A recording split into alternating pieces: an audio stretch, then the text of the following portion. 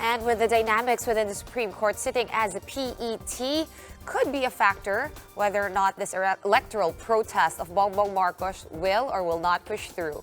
Charles will be breaking that down for us now. Charles. Right, as you know, Sean, it is a numbers game, not just with respect to the number of votes that have been tallied and actually voted on, cast by the people, but also the composition of the Supreme Court. Now, while we have this mindset that we have a cold and independent judiciary, you can't help but feel that some of the political motivations could come into play here, Sean.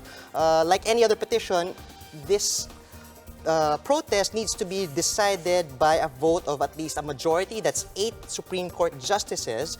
Marcos would need 8 votes to secure the reliefs in his favor. And on the flip side, of course, the VP would also need to secure, the magic number is 8, for the PET to junk the protest. And just to recall, the protest actually involves 2 causes of action. 3, actually. Of course, that is to declare null and void the appointment, the Vice Presidency of Leni Robredo.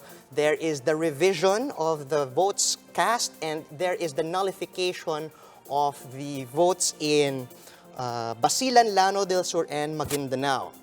But then, depending on which side of the fence you're on, Sean, you could say either way that the composition of the Supreme Court will play a factor here. All right. However, the justices' vote here is, of course, based on the revisions of ballots per se. So, no discretion should be allowed in here, or we shouldn't even be talking about discretionary things here, right? Theoretically, Sean, you're right, because this just involves a matter of physically recounting, revising the counting of ballots for those 3 pilot provinces. That's Iloilo, Negros Occidental, and Camarines Sur. That's 5,415 of the 36,465 precincts sought to be recounted.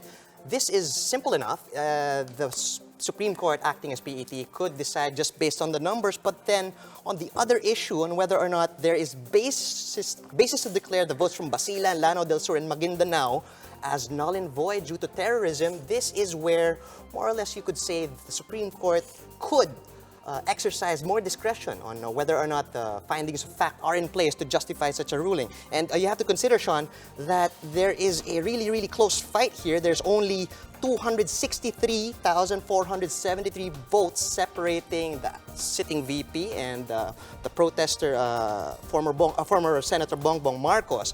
If the protest is granted on the 3rd cause of action, that gives you 477,985 votes that will be lost by Robredo compared to just 169,000 that will be lost by Marcos. So that gives you a net of a total of 308,800 votes. That will definitely spell the difference, Sean. All right. So another interesting thing for me is the fact that the ponente of the case, Justice Caguioa, is actually appointed by none other than our former president, Pinoy, or Noynoy Aquino. How will this factor in, or will it? As we know, the Supreme Court's very secretive, and sometimes the ponente, they'll say, will matter or does matter. Well, you're right, Sean. The ponente of the case is Justice Benjamin Caguioa, and he was appointed by former President Noynoy Aquino. Other Aquino appointees, although are in a minority in the High Court, aside from Justice Aquino, there are 3 others. That's Justice Leonen, Justice Bernabe, and Justice Francis Hardeleza.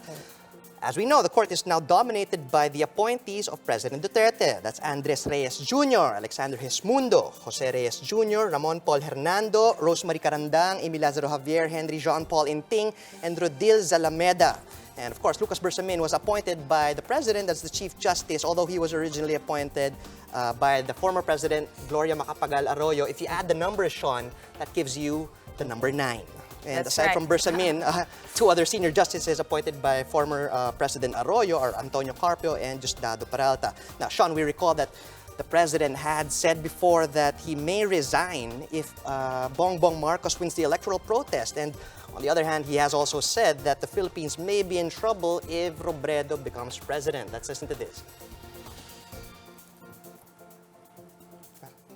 Oh, Okay. no, we're just going to proceed. But then one other thing I'd like to point out, Sean, is that under Section 65 of the PET rules, there is a phrase that says, after making reasonable allowances, the PET can actually go ahead and dismiss the electoral protest. Now, on the basis of just the rules, it appears that there is some leeway given to the PET, the Supreme Court sitting as PET, to already go ahead and dismiss the case. Now, what's more telling now, Sean, is that they haven't decided this case yet. And going back to what we mentioned earlier, this case has dragged on for the longest time. And again, they've delayed the announcement. So it leads us to speculate as to what really may be happening behind those closed doors. Again, I guess we'll have to wait until October 8th or further if they Further, decide yes. again to defer the decision, right? Because there's no stopping them from doing Exactly. that. Wait and see.